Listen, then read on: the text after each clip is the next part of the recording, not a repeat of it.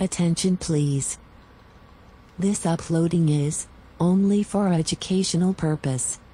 No intention to infringe copyrights. Learning English with subtitles. GPITRAL. Follow us.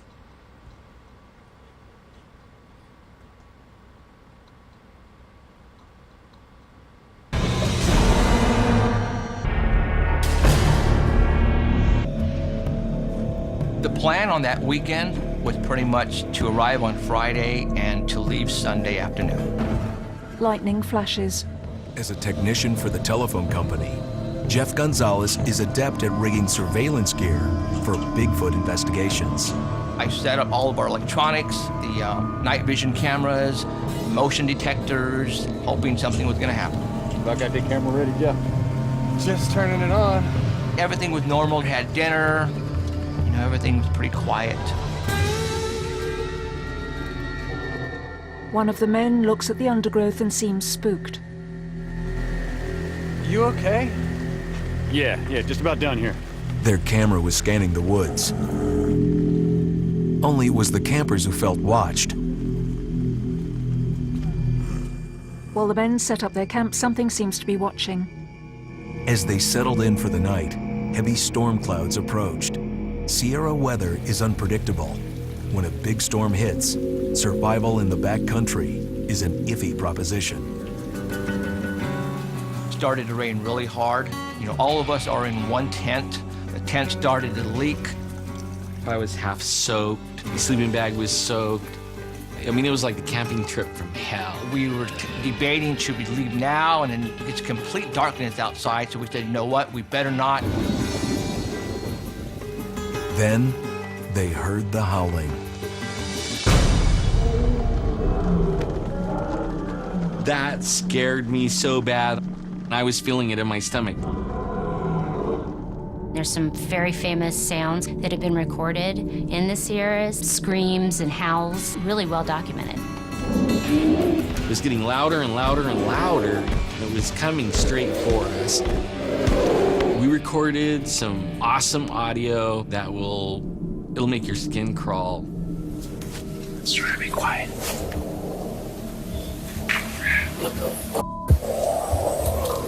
It's getting louder.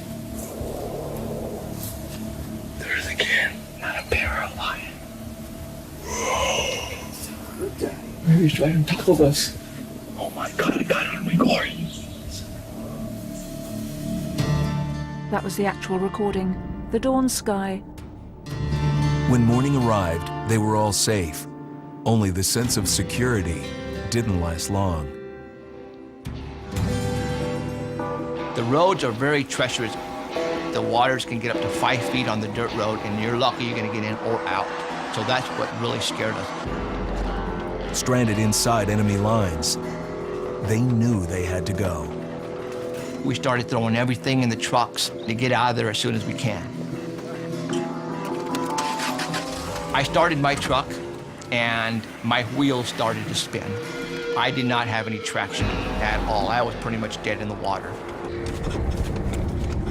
Stuck! Yeah, oh, come on, man. Try to help me get mine out. Now we're scared. We have one truck that's left. The men push another truck. We were pushing the vehicle. We got stuck in the mud. It scared us because we thought we were not going to get out.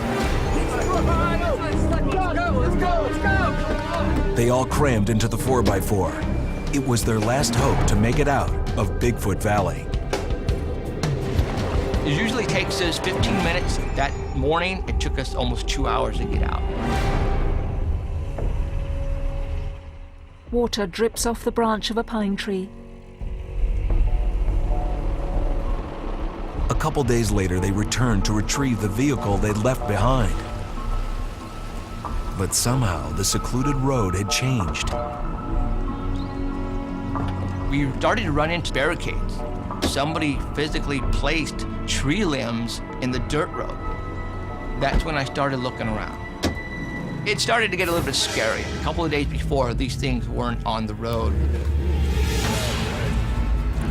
And then these strange barricades got even stranger. There was no tracks, no tire tracks, no footprints. There was nobody up there. Everybody's just floored. Everybody's looking for any type of evidence. It was as if the logs were a message just for them.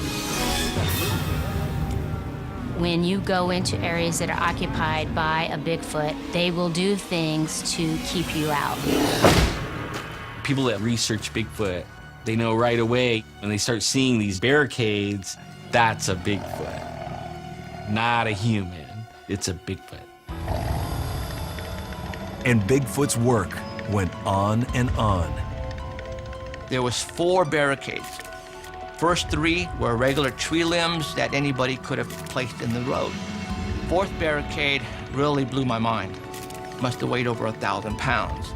It was like 14 feet long and 14 inches around. It took 4 of us on our knees to push that log out of the way. Everybody was just blown away. An intimidating display of monster muscle. If a Bigfoot doesn't want you somewhere, they will make sure that you know about it. You'll get screamed at, you'll get rocks thrown at you sometimes, and when those things happen, it's better for you to leave. As an archaeologist, I'm in the woods all the times, and there are many times where I felt like something was watching me, and it's very unnerving, and a lot of times I'll just keep walking and see if I can get rid of it, if it's just another animal or something, and other times I couldn't shake it, no matter what I did, so I just got in my car and I left. They'd come too far to turn back. It took all their courage to press on, to recover their abandoned truck. And when they arrived, one last message from Bigfoot. We got there. I looked right at my truck. I opened the passenger door. I see what looks like a creature looking right at me. It felt like somebody socked me in the stomach. That scared me to death.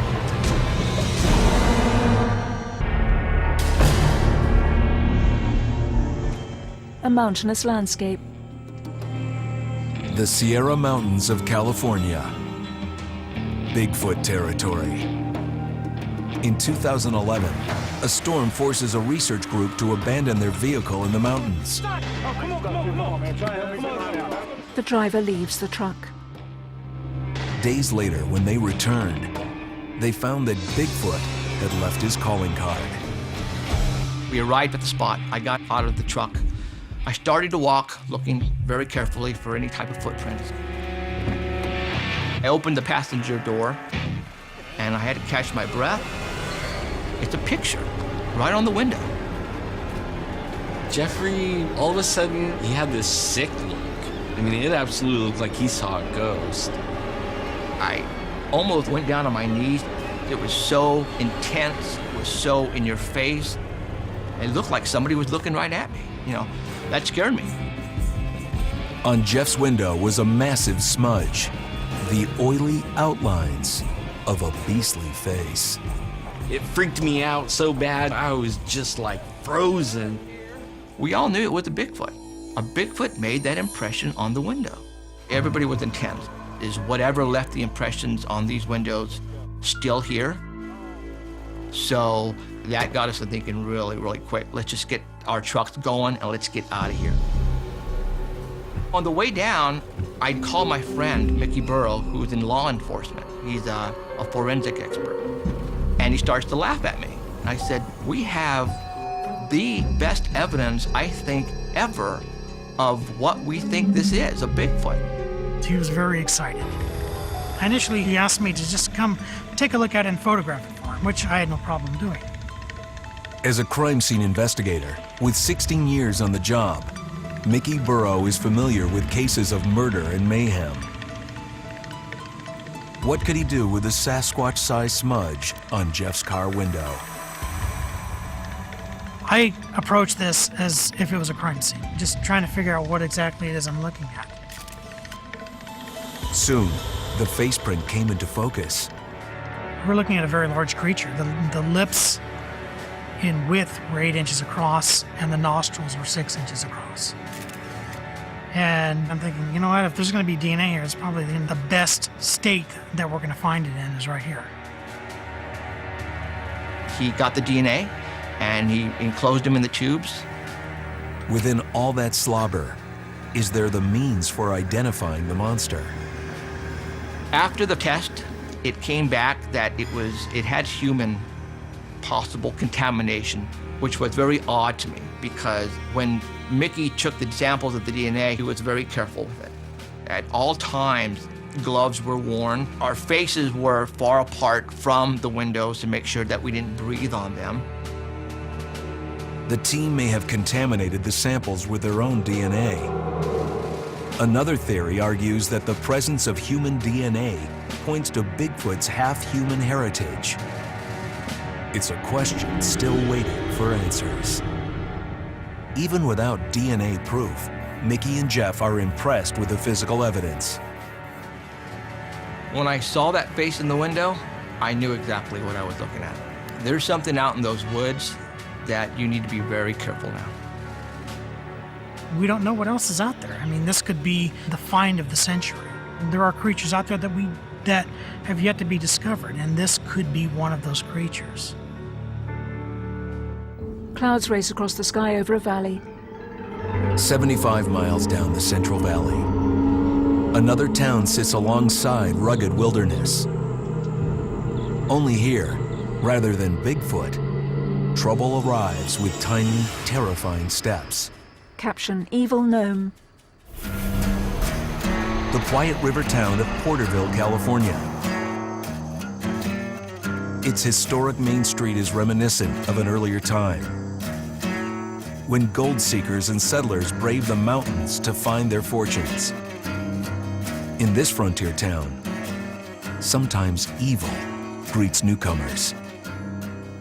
Porterville is the kind of place I would expect to see something weird, something like paranormal or just strange. Tammy Thomas came to Porterville to start a new life for her family.